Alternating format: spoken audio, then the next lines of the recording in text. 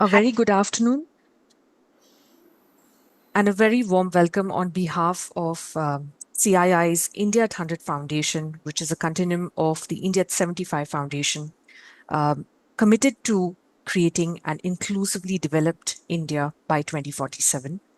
On behalf of the foundation, we welcome you to today's Fireside Chat, which is titled Shaping an Inclusive Future Through Social Innovation. It is my pleasure, and we're truly honored to be joined today by Ms. Chetna Sinha, founder and chairperson of Mandeshi Bank and Mandeshi Foundation, a pioneering leader and a visionary of our times in women's financial empowerment and rural entrepreneurship. Uh, Mrs. Chetna Sinha, in 1997, had established India's first rural women bank, which has since supported over 1 million women through innovative financial services, business education, and community programs. She has many accolades, of course, to her credit. She is an Ashoka Fellow, a Yale Fellow, and a recipient of the Nari Shakti Puraskar. Mrs. Sinha has also represented India at the World Economic Forum, G20, and most recently at the United Nations. We welcome Mrs. Chetna Sinha today. It is also my pleasure to welcome Mr. Rajan Navani, Chairman of the CII Council on India at 100 and co-chairman of CII's India at 100 Foundation, who will anchor the session today. Thank you, Mr. Navani. I hand it over to you. Thank you, Aparna, and a very warm welcome to all of you, ladies and gentlemen, and welcome, Chetna. I mean, there could not have been a better person to talk about India, its future, especially from a 2047 lens. And when it comes to seeing how, 50% of this population, women, how can they be empowered? What is the way that women and what role will they play, particularly in shaping the India of 100? It's been a long journey. CII anchored the first leg of this as India at 75, which we established in 2022. And now, under the vision of our Honorable Prime Minister Narendra Modi ji, we've taken on this ambitious task of seeing how industry can come together, convene with other platforms and every other stakeholder in this country to create the developed Viksit Bharat of India at 2047. So, in that light, we are having these series, and essentially, we're going to ask you to dream. Chetna ji, we want we want to understand how the dreams of different people who have worked so hard for building India the way it is today can actually turn into a reality, and what will it take for all of us to come together to make that happen. And today's session will really be about your vision, your dream, for India through your experiences and where you see the potential, of Bharat lies. So maybe as we, kickstart this conversation, Chetna, I'd love to, maybe start on the same thing. There's this entire space of an inclusive economic empowerment that we are seeing, which is, happening, and something that you have been so strongly a part of. So, what's your vision for India as we move forwards on this journey towards India at 100? Thank you, Rajan. And I'm honored to be a part of this fireside chat. And actually, I'm thankful to CII with this whole concept of, having a dream of India at 100. So thank you so much for having me here. And I was just thinking, Rajan, when you said that, what is the dream or what is that India at 100? How do I dream, or how do we look at India? And I just felt that the same question. I'm at present sitting here in one village called Maswad, which is a drought area. Generally, in summers, we have around 50 degrees Celsius in such a heat. And I was just asking young girls that, India at 100, what is your dream? And so many girls, they were like, they had so much aspiration, and they said like, we want to understand, learn AI. I want to do a job. Some of the girls said that, I want to start a business, sitting in a village And I'm here, I'm already married because I was married at a very young age. There was nothing, so my parents got me. But I want to start a business of paper cups and paper plates. Some girls said that, we want to become, everybody wants to become a computer engineer, everybody wants to become experts in AI. So at that time, I realized that, this country has actually produced a maximum computer engineers, IT sector. They have, and from all over the country, people have gone to that IT sector. And some countries have oil, but country like us has a human capital which has a talent, and they produce these IT engineers. So at India at 100, I just felt that these voices of girls who are in the villages, their aspirations were very clear that Bharat is full of this talent, and India should tap that part of the Bharat. And how do we do it? So when I was just thinking about your question, Rajan, it came in my mind that, Vanita Pise, a young lady who said that I am doing farming, I am rearing buffaloes, I am vending milk, but I want to set up a farmer producer company.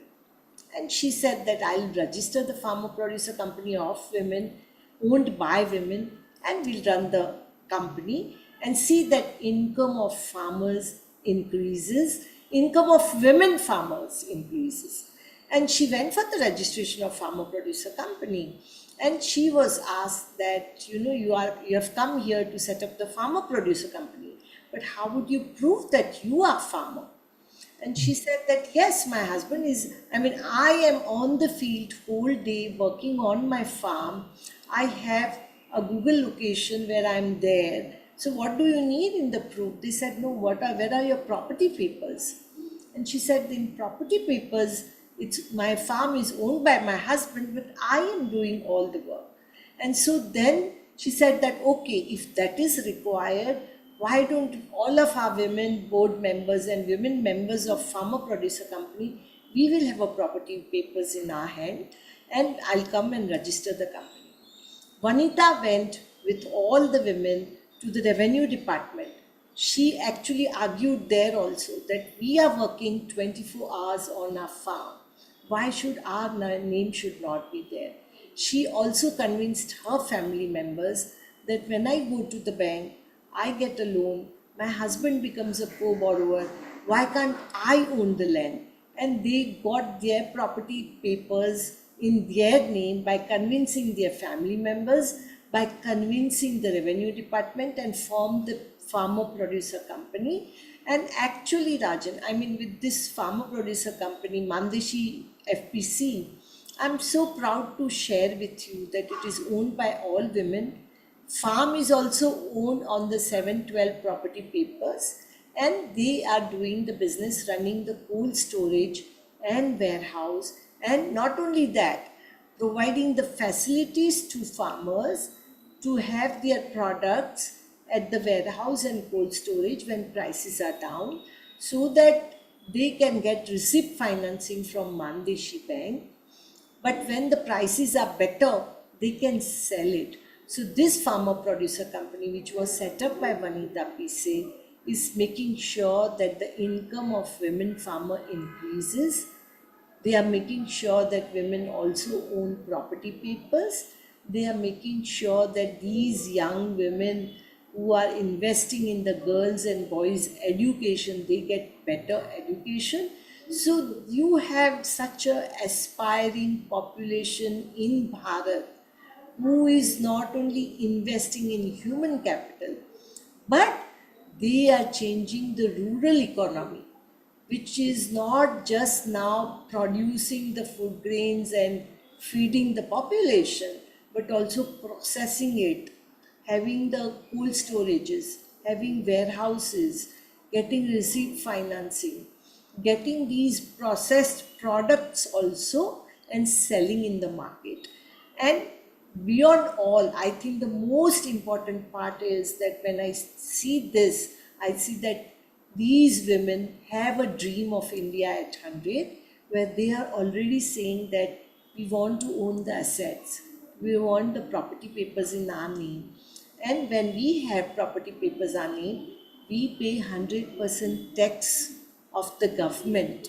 And with that, not only that, but they will, I mean, these women are having machineries to make these products, agro-based products, like making from the millets, the cakes from the millets. So there is a vision among women of ownership. There is a vision among women of setting up the business.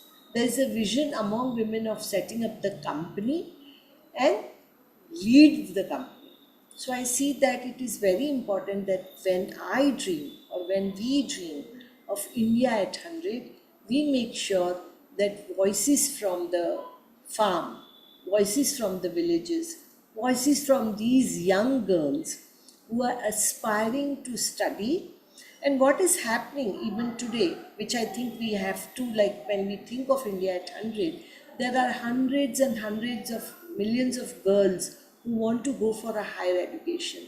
And they are not just thinking of doing graduation, they are thinking to availing the degrees which will help them with the technology and also which will help them to get the jobs. So I do think that we will have, and we are designing that we should have the colleges and the hostels at taluka level, at the market level, where everybody is not going to be in Mumbai, Bangalore, Delhi, Gurgaon, or Chennai, but these are the block headquarters which will create the universities, colleges for these young girls who are going to study there and look forward to set up their to get the jobs or set up the businesses. So with this, I would say that I started with Vanita Pise's story, who set up the farmer producer company, who made sure that women should own the property, who made sure that farmers should get the better income, who made sure that agro processing industry is important in Bharat, which will, so this is whole the concept of women led development with the use of technology, with the use of proper logistics and marketing of agriculture produce, which will bring additional income. And particularly when I say with the use of technology, what I mean is that technology in agriculture sector. And when I say, and I'm so proud to share with you, Rajan, that this farmer producer company is also running agriculture lab where farmers can test their soil. So this FPC has soil sakhis where they go to the farms, test the soil of the farmers, and make sure that how can their farming be profitable, because they are using, while testing the soil, they can give the crop cycle to the farmer, advise them that how much of the fertilizers you need to use or how much of the organic manure to improve the soil you need to use. And with that, they reduce the cost of the farm crop and get the better profitability. So on one side, having the technology and soil center.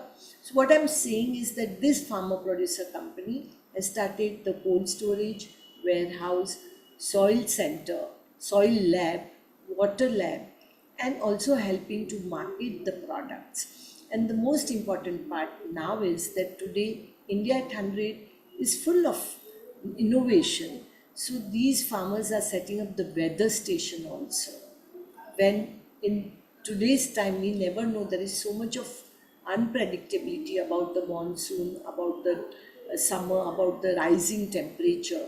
So how do we protect our own land, our own agriculture, and make sure that we produce the best quality of product on one side, take care of the soil, and also increase the profitability of the farmers. So I would say that India at hundreds needs the prosperity which comes to the farm, the knowledge which comes to the women, and technology and innovation which comes to the young girls.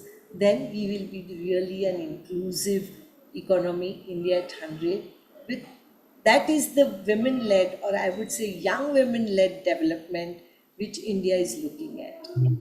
No, I think so inspiring, the story you just narrated, Chetna. And, as we built this vision for what India can be in 2047 and went across multiple stakeholders, this was, such a common thread that you said, this aspiration of the young Indian, especially the young Nari Shakti that we are talking of, which needs to unlock, over these years. And I think what you talked about, Vanita, and as an example, it covered so many different facets, which you brought out. But one thing I want to go a little deeper into is that, ultimately you talked about them owning the land, them paying taxes, and really contributing to the growth of India, as women, as people who are, leading businesses, who are, bringing out their best versions of themselves. And today we have a large gig economy, a creator economy, many ways in which women are, participating, very actively in the growth of the nation. So, but there are still some structural reforms, I would imagine, that need to happen in terms of, accessibility, particularly when it comes to the financial system that we have, for women, etc. Is there something that you think we should be addressing as a country on priority when it comes to getting women financially more included into our GDP growth? Sure. So, when we talk about women and finance, yeah, and particularly access to capital for women who want to set up the business and all, the one first thing comes into it. First thing is that when every woman who wants to set up the business and who need an access to capital or access to finance, the one thing comes is that do you have collateral? The banking sector, because even the lender wants to make sure that if you are providing an access to capital to women who do not have a collateral, and what if that loan goes to default, right?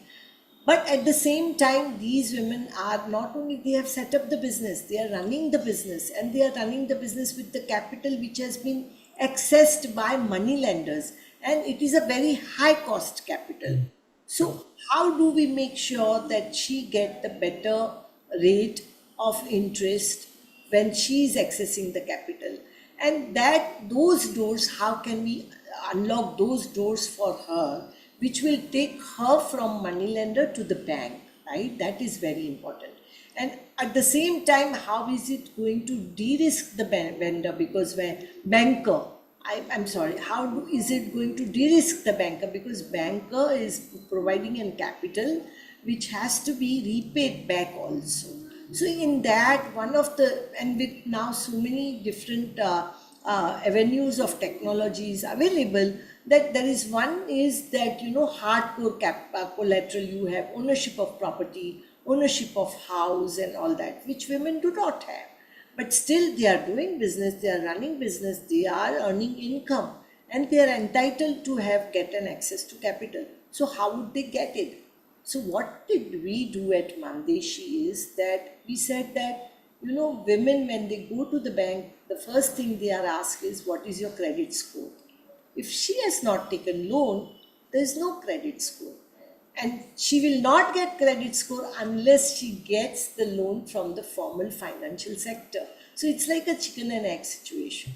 So then what Mandeshi did is that why don't we create a credit rating tool for our women so that they can prove that we are bankable. They can prove that if you give us a loan, if a bank give us a loan, we can repay. How will they prove that? Number one, because of JAM Trinity. So, Jandan Aadhaar Mobile. When women open an account, they do the transaction, they have a digital trajectory of the transaction, which becomes a very big proof that, these transactions they are making. And these transactions can be like, paying telephone bill, paying electricity bill, doing business, buying raw material, selling the product and getting the money by doing the digital transaction. So she has that digital history. For that, she would also need to have a smartphone. So Mandeshi Bank actually provides a loan for women to buy the smartphone. So that, because now smartphone is not just connecting and calling friends and family, it is also doing business with that also, right? So you have that digital transaction and digital trajectory. Second, whatever business she does, she has a Udyam Aadhaar or Aadhaar. So that is the license and ID of the business. Where, and in this, I would say that, number one, when you get the smartphones, connectivity is very important. In hinterland of India, we have to make sure that the connectivity is there. We have to make sure that they have smartphone. And when they have Udyam Aadhaar, they have the ID of the business, they have a PAN card. These are the things which all they have it. So even they do not have a collateral, they can have all this information in their DigiLocker, and with that they can go to the bank and say that, okay, we have these information, provide us a loan. And here I would say, when you mentioned about the structural reform, I would say that here the bankers, the banking, I mean in the banking sector or in the financial sector, they should unlock the capital to invest in these women who are not only setting up the business but also giving jobs to other women. While saying this, I would also narrate a one example of Lakshmi Bai, who set up a dal mill. When she was setting up a dal mill, there is in her area lot of pulses are grown. This is, I'm talking in belt of Marathwada, Latur, where she has set up a dal mill. And when she wanted to set up, she went to the bank, but she couldn't get an access to the capital to buy the dal mill, the machinery. And so finally she mortgaged her gold and bought the machinery, and from pulses she started making the dal. Every day after buying the machinery, she is making 600 kgs of dal, tur dal, moong dal, all these dals. And she is also getting a clients who are buying for her, and she's also buying from farmers and giving better price to farmers for pulses. Now she had to mortgage the gold. She went to different banks, she didn't get it because she did not have a credit score. Today banks are there, I mean, she doesn't, banks are approaching her that we will give you a bigger loan.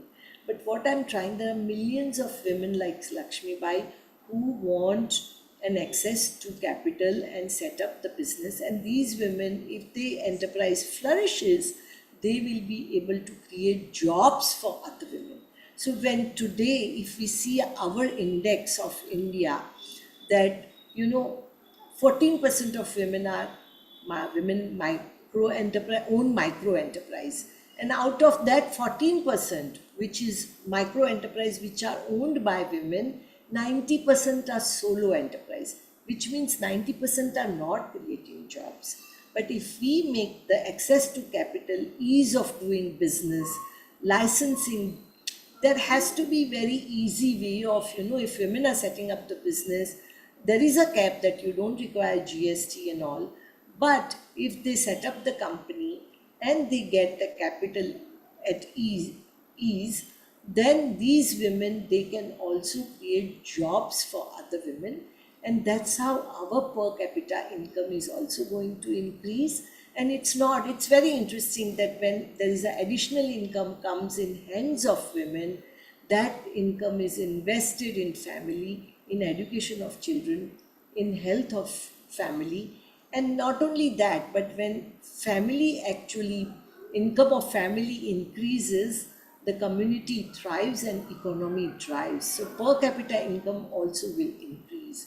So I feel that it is so important that you create something like credit rating tool, have there is a mudra loan, right, which is, I mean, government is putting these mudra loans through commercial and nationalized banks so that loans can be given to these micro enterprise. But these loans should be made easily available. When I say easily available, I don't mean, as a banker I know, right, that every money has to come back. So you need paper. But today in this whole digitization, if we have all this record at one place, and I'm so proud to share with you that Mandeshi Foundation is using. We have created a digital public platform where they can have their all the records in DigiLocker and create a token. And with that QR code, all the documents are there, so that when they go to the bank, they can give that QR code and banks can see, because otherwise their papers are everywhere. So it becomes easier that if she is going to get a loan after 30 days, 40 days, which had been in the history, if she gets it in a 5 days, in a 3 days, then it becomes that the capital which she gets it, she can make more profit, because it's not that costly as when she gets an access to money lender. So I think those are reforms are important, number one. Number two, there is very need of even not only just mudra loans or government capital, but to unlock the private capital is equally important, to invest in these women entrepreneurs. Yeah, I know that's exactly what I was thinking. Right from what you said, money lenders to banks to, now you have private credit lines, but even venture debt, or even today venture in investing in as entrepreneurs. Because, Chetna, what you're saying, if the key goal is that woman creates more jobs where she is, and, especially empowers other women, because that comes, I think, pretty naturally through that process. There can be no better way to create this investing, kind of a culture, and really make it cool, right, to invest in the rural economy. I mean, today when we talk of, startups, we talk of research, what about making it cool to actually invest, around women led entrepreneurship, gender inclusivity at a rural level, and see what transformation that can make. Because I think that's a great way. And to what you added from a data point of view, right? Being able to create non-securitization, but of any collateral, but doing it from a data perspective. Today, many lending institutions have started to do that, and we've seen this huge fintech growth in India. And so I think there are so many touch points if private, institutions, corporate India, maybe VCP funds, banks, and the government, of course, come together to make this happen. Do you see something like that happening? And what will it take? Maybe will it require, more stories to come out? Would it require certain infrastructure to be built at the rural level to enable this participation? Would it require some additional digital platforms? We've done really well with digital public infrastructure, as you rightly mentioned. What can accelerate that process?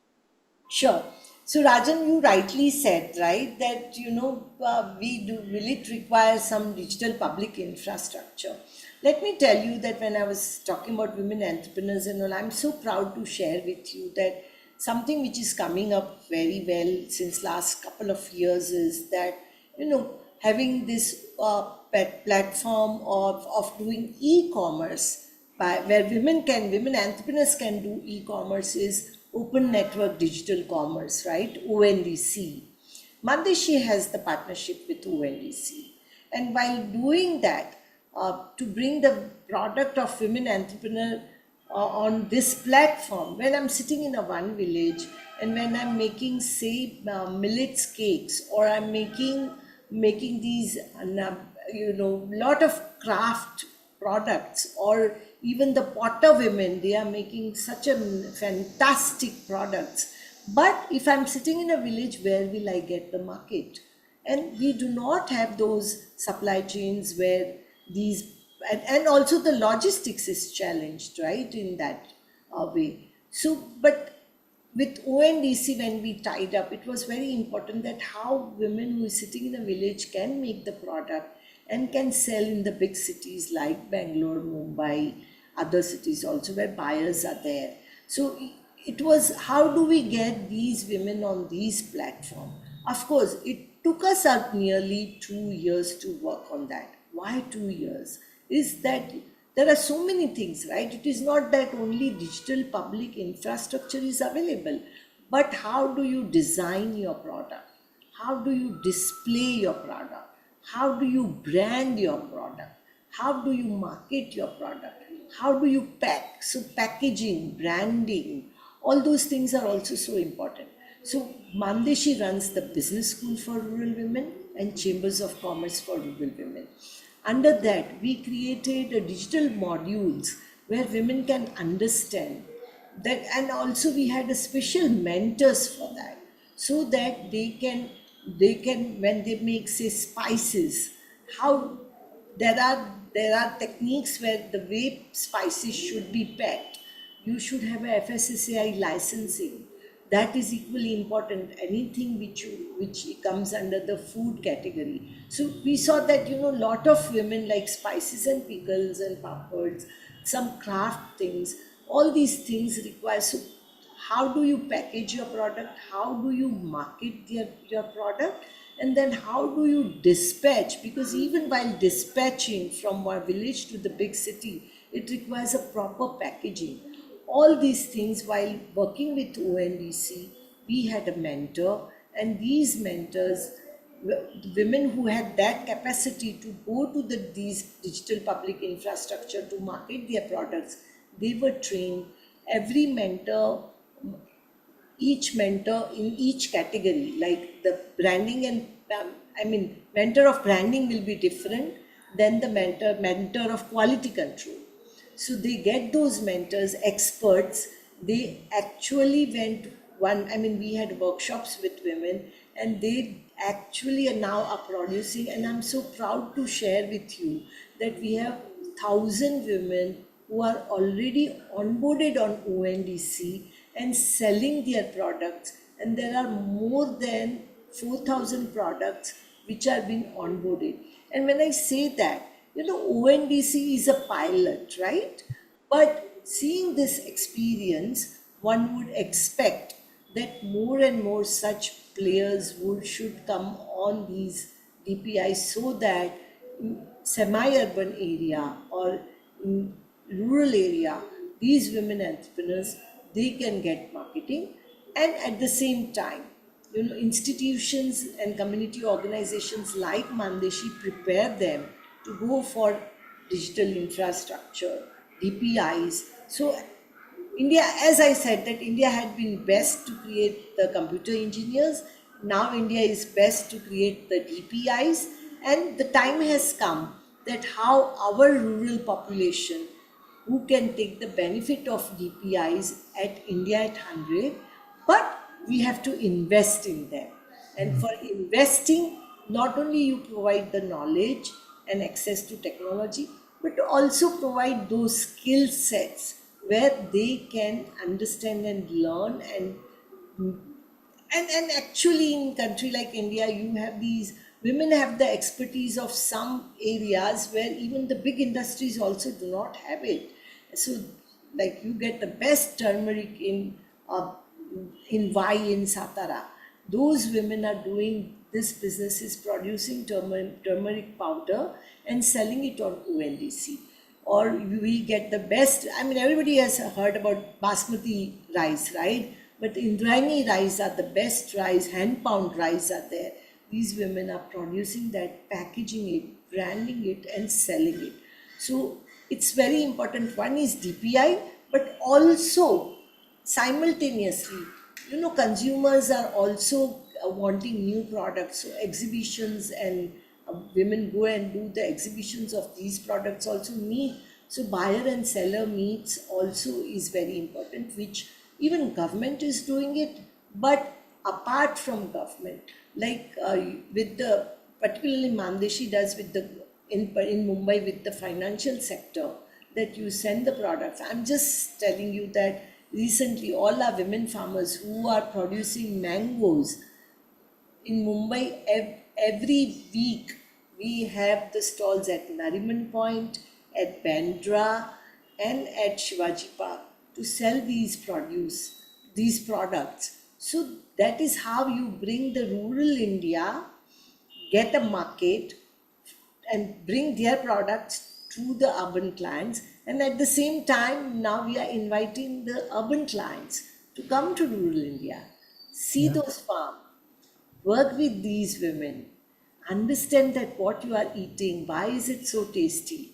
Because the sweat of women has been there on the soil, and if you add your talent, it's something new will come up. So I Mm. would say that, with deepy eyes, with the wisdom of the indigenous knowledge where women come from, and with the experts from the industry, will bring a very unique product which will clients would also have. And I would just say that this is how, when we talk about women-led development and inclusive economy, it will come, where we will have the knowledge and wisdom of the rural women with the expertise of technical skills of the experts. Yeah, and as you rightly said, it will require a long-term investment and collaborative effort. And as you were speaking, it came to my mind, like it's the sweat of the women, is this to truly be able to appreciate that. I think rural tourism is again an area, which will, from a 2047 lens, if we start creating that, not only I think will it attract people from India, but I think globally, because what you said, the quality of air you breathe, the organic nature by way of which things are created, there's a different joy and thrill, to living in that kind of an environment, especially at a time when everything has got so materialistic everywhere. So I think there are many aspects of India, that can get, uh, I would believe, unlocked as we move forward. And I think these community spaces and all of these are so important, as other initiatives beyond finance. And I know you're doing a lot of that, right? Because how do we really, make this happen at scale, right? I think that's the question, that we are talking, and still preserve whatever is, is there, right? Any story, Chetna, that you want to share of something that is working well that you think can get replicated, at a larger scale nationally? Because India, we hear so many stories of pockets of excellence, but for a large country like ours, we what works, we need to find a way to quickly scale that. Is there any example that you think you might want to share on this holistic, inclusive partnership that is there today? Sure, sure, Rajan.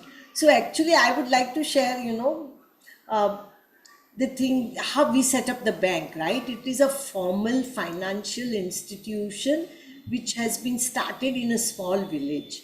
Now, when we were setting up, I mean, there was when this, how did this idea of setting up the bank came? Actually, it came from women. I never thought that I'm going to set up a bank. But a woman named Kantabai came to me and she said that I want to do savings.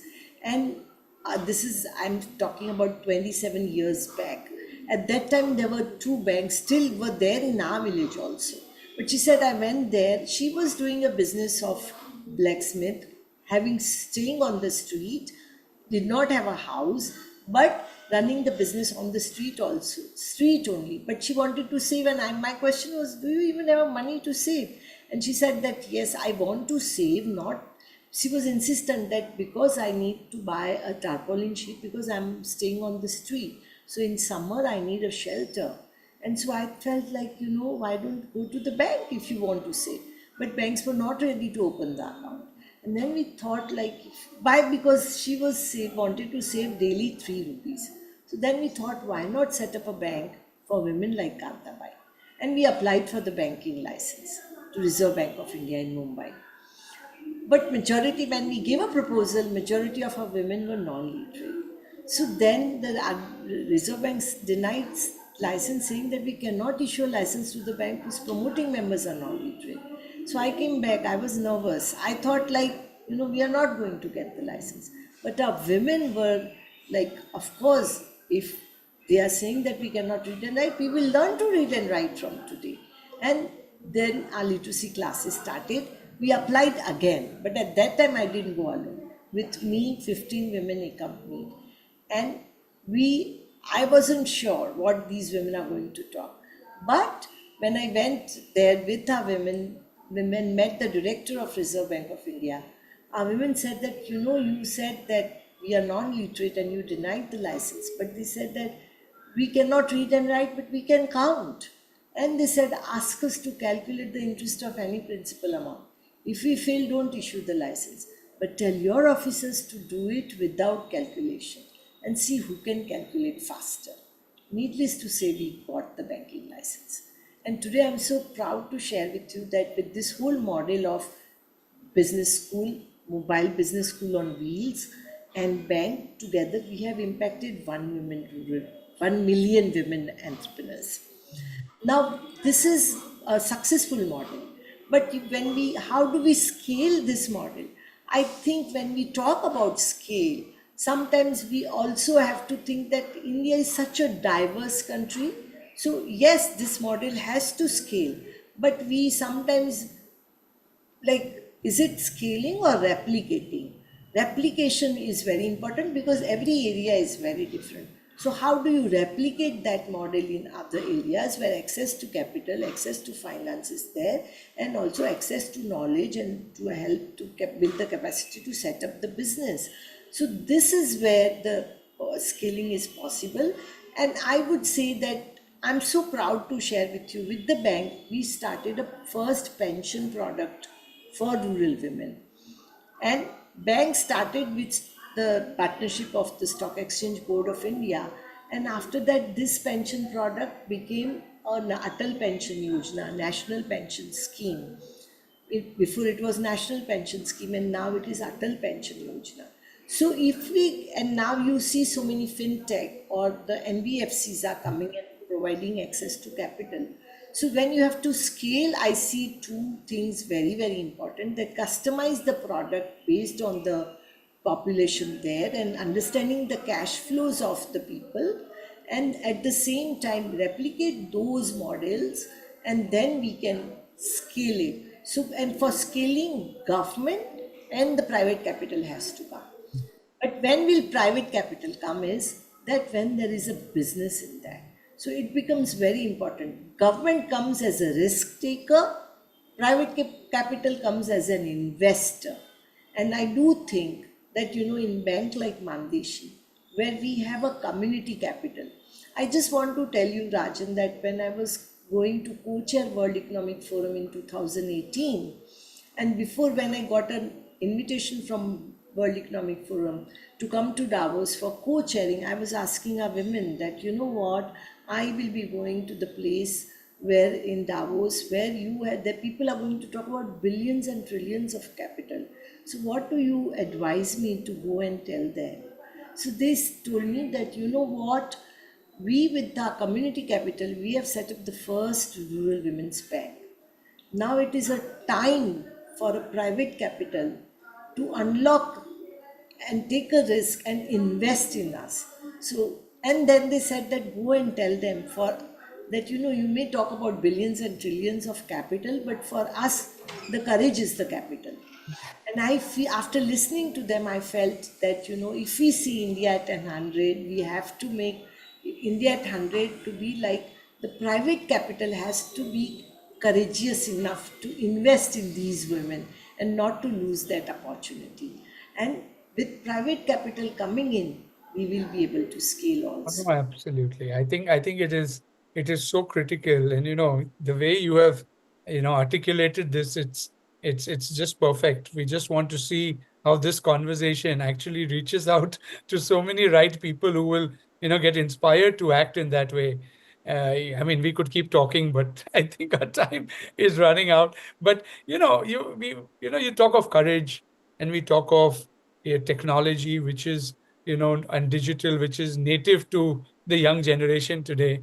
uh, it's only not only women, but it's we are in a society where women, men, all have to work together, because behind, you always say, behind a successful man there's a woman, behind a successful woman, I'm sure there's a role for men to play. And as young people of this country, right, we want to see how the youth and the young people can actually stand up, and take a change maker kind of an approach to India. And the CII India at 100 Foundation, some things that you're doing are collectively bringing together multiple stakeholders. But if you had to have one clarion call or a message to the youth of this country, what would you tell them? What would you tell a young person today who wants to become a change maker or is inspired but doesn't know what to do? What's your message? Sure. Thank you, Rajan. Actually, when when you said about, I'm so proud to hear and that CII is also thinking about how can we, what young people want to do, and with the aspiration of young people, how can we have a new lens of India at 100, right? That is because young people are least biased with all the technology also number, and they are ready to take the risk. Yeah. That is the one thing which I see it. So the one thing what I would say with the young people when I see by working at Mandeshi also, that there are so many young girls, young women who are coming from Mumbai University, from across the world, and they want to do work with Mandeshi as an intern or set up something. And I always find that they are really ready to take the risk. So with these young people, I would say that if you have an idea, whatever it is an idea of setting up the business, it is an idea of providing uh, expertise to the young population, because we have so many young girls who are actually helping our women entrepreneurs how to photograph your product, how to display and design the brand of your product. So can they create a company for that? And there are these young people out there who are doing it. I would just like to tell one thing to young population particularly, and when I see venture capitalists, when I see startups and all, there is so much of investment. I would just say that they will always have a great idea. Don't give up. As I would say, when I started with Vanita Pisse, setting up the farmer producer company, she decided, she was denied the license, but she didn't give up. She said, we will have a ownership of the property and set up the farmer producer company. So I would tell young people that you have an idea. Many people will say that you won't be able to do it. Many people will say that, go for a secured job, do MBA and get job. But if you have an idea and if you want to start something, don't give up, number one. Second is, which I have learned from these women who have set up the business and carried on business for years, that your startups are not for 1 or 2 years, or not for 1 or 3 years, that investors will come and we go. But it shouldn't happen that startups are just for and 1 or 2 years and they drop out. When I see women setting up the business, they run the business for the, and they keep their legacy. So I would say never give up. And when I say that your courage is the capital, you will find so many courageous people there to invest in you. That may not be a very big amount, but we have social stock exchange, which is coming up. There are so many avenues of investment which can come in your business too. You can register there, but you don't give up. Your idea is great. Your innovation will give a very different hope to the rural India. So young people at India at 100, they are going to shape Bharat, and Bharat needs them. No, and they will be the biggest beneficiaries also because we owe it to the next generation, and they will take that mandate to the next generation, and never giving up, always doing your best, making your today a little better than yesterday and your tomorrow a little better than today. How do we create this energy for India? That energy that will take us to a Viksit Bharat at 100, starting from every single Indian at any given point in their economic cycle, age cycle, or whatever social cycle that they are at. And I think that is the beauty of this vision of a collaborative exercise. Chetna, thank you. All the stories you mentioned, Ved, Vanita, Ved, Lakshmi Bai, and all of them, are individuals, are individual women amongst maybe 650 million in India, and so many around the world, half of our population around the world. And I think India's story can not only be inspiring to what India will achieve in 2047, but the role that India will play in the rest of the world at that point, to shape the future generations of the world is something that I think we all aspire and think we can build together. So Thank you so much, Chetna, for your time, for your thoughts, for you know your great uh, experience, understanding, and for what you have done, in your own journey to make India what it is. And I hope this conversation inspires many to do a lot more. So thank you again. Thank you for joining us on this conversation. Thank you, Rajan, and thanks to CII. Thank you.